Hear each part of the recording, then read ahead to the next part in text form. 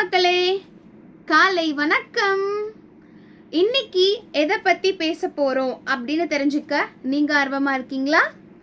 ஆனா நான் இதை பத்தி தான் உங்ககிட்ட பகிர்ந்துக்க போறேன் அப்படிங்கறதுல ரொம்ப மகிழ்ச்சியா இருக்கேன். தை திருநாள் 5ஆம் நாளான இன்று நாம என்ன கொண்டாடுறோம் அப்படின்னு தெரிஞ்சுக்க வாங்க வீடியோக்குள்ள போகலாம்.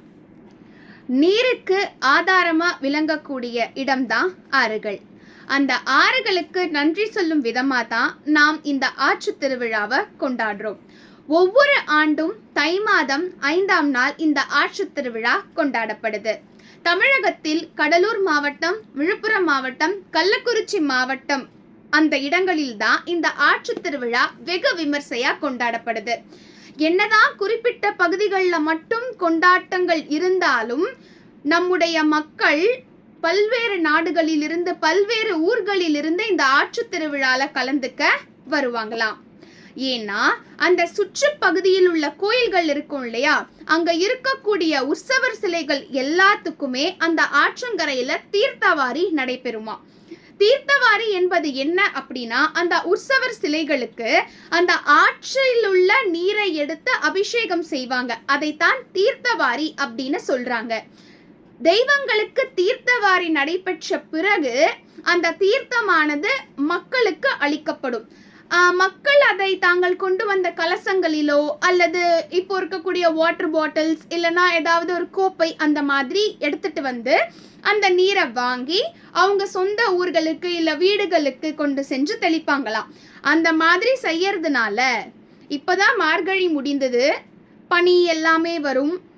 இதனால் காய்ச்சல் அது மாதிரியான வியாதிகளும் வரும்.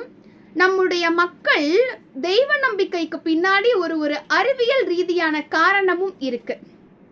இந்த நீரை கொண்டு சென்று தாங்கள் குடிப்பதன் மூலம் இல்லைனா வீடுகளுக்கு தெளிப்பதன் மூலம் எந்தவித நோயும் வராது அப்படின்னு நம்பப்படுது. இதற்கு அறிவியல் ரீதியான காரணங்களும் இருக்கு. கடவுள் சிலைகளை சில பல உலோகங்களால் தானே வடிவமைப்பாங்க.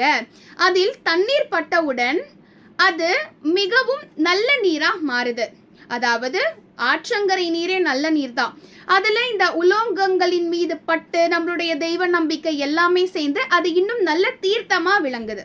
அதை குடிக்கிறதுனால தங்களுடைய நாட்டிற்கும் வீட்டிற்கும் தங்களுக்கும் எந்தவித தீங்கும் நடைபெறாது அப்படின்னு மக்கள் நினைக்கிறாங்க. அன்றைய நாள்ல உற்சவர் சிலைகளை தீர்த்தவாரி நடத்திய பிறகு நல்ல பிரம்மாண்டமா அலங்காரம் செய்து விடிய விடிய அந்த ஊர் பகுதிகளில் அந்த உற்சவர் சிலைகளானது ஊர்வலமா வருமா. மக்கள் இதை கூட்டம் கூட்டமா திருவிழா போல விமர்சையா கொண்டாடுறாங்க. நம்ம நாட்டுல தான் குடிக்கிற தண்ணிக்கு, சாப்பிடுற உணவுக்கு அப்படின்னு எவ்வளவு முக்கியத்துவம் கொடுக்கறோம்ல. அதற்குன்னு ஒரு பண்டிகை வைத்து, அதற்குன்னு ஒரு நாளை ஒதுக்கி, அதற்குன்னு நன்றி செலுத்தும் நல்ல உள்ளங்கள் தான் நாம. நன்றி மட்டுமே செலுத்தி கொண்டு அதை வேஸ்ட் பண்ணிட்டு வீணடிக்கிறது அப்படின்னு இல்லாம நம்முடைய நாட்டில் உள்ள வளங்களை நம்மளால முடிந்த வரைக்கும் வீணாக செலவு செய்யாம அதை சேமிக்கிறதும் பாதுகாக்கிறதும் நம்முடைய கடமை. நிறைய பேர் அதை சேமிச்சுட்டு தான் இருக்கும். இருந்தாலும் சில பல நேரங்கள்ல சில பல இடங்கள்ல அது வீணடிக்கப்பட்டுட்டு தான் இருக்கு. அதை யாராவது எங்கேயாவது பார்த்தீங்க அப்படின்னா முடிஞ்ச வரைக்கும் சேமிக்க செய்வோம். ஆற்று திருவிழால கலந்துக்கிட்ட அனுபவம் எனக்கு இருக்கு. என்னுடைய பாட்டி வீடு வந்துட்டு விழுப்புரம் பக்கத்துல தான் இருக்கு. அதனால நான் ஒரு முறை இந்த ஆற்று திருவிழால கலந்துட்டு இருந்திருக்கேன். எனக்கு அப்போ நான் ஒரு 6வது இல்லை 7வது படிச்சுட்டு இருந்திருப்பேன்னு நினைக்கிறேன். ஆனாலும் இன்னும் எனக்கு அந்த அனுபவம் ரொம்ப சிறப்பாக இருக்குது. அதை நினைக்கும் போது எனக்கு சிரிப்பு வருது. ஏன்னா அவ்வளோ மக்கள், அவ்வளோ பெரிய திருவிழா அப்படின்னு பார்த்து அதில் முக்கியமாக சொல்லக்கூடிய விஷயம் என்னென்னா, அந்த ஆற்று மணலை ஒரு குறிப்பிட்ட அளவுக்கு மேலே தோண்டினோன்னா அதுலேருந்து நீர் சுரக்கும். அந்த நீர் அவ்வளோ சுவையாக இருக்கும். நம்ம என்னதான் 100 ரூபாய் 200 ரூபாய் மினரல் வாட்டர் கொடுத்து வாங்கினா கூட அந்த சுரக்கிற நீருக்கு உண்டான ஒரு ருசி இருக்கு இல்லையா, அது வராது. அது இன்னுமே என்னுடைய நாக்கில் வந்துட்டு இனிச்சுக்கிட்டே இருக்கு. அந்த அளவுக்கு சுவையாக இருந்தது அந்த நீர். மக்களே, உங்களுக்கும் நேரம் கிடைத்தால், இப்போ எல்லாரும் ஒர்க் போகிறோம், லீவ் இருக்காது, எல்லாமே சில பல சூழல்களை நம்ம கடந்து வந்து தான் ஆகணும். இருந்தாலும் உங்களுக்கு சந்தர்ப்பம் கிடைத்தால் கண்டிப்பா இந்த ஆற்று திருவிழாவை ஒரு தடவை நேர்ல கண்டு நான் சொன்னதை விட நீங்கள் நேரில் கலந்துக்கிட்டீங்கன்னா அதோட சுவாரஸ்யம் இன்னும் அதிகமாக இருக்கும்.